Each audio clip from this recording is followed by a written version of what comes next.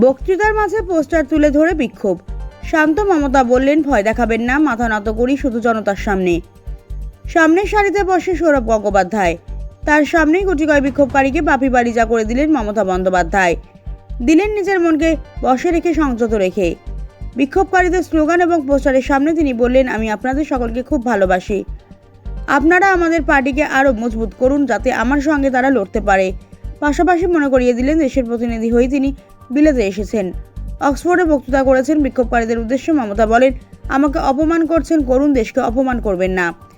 আরজিকর প্রসঙ্গে উঠলে তিনি যে ব্যাট চালাবেন সেটা বুধবারই বলে রেখেছিলেন মমতা। যা বলেছিলেন করলেন তেমনই, তবে শান্তভাবে। তাকে যখন চিৎকার করে মিথ্যাবাদী বলা হচ্ছে, যখন অভয়াকে খুন করেছেন বলা হচ্ছে, তখনও মমতা বলছেন, you are my sweet brother, I love you all, please শান্ত হন, আমি আপনাদের মিষ্টি দেব।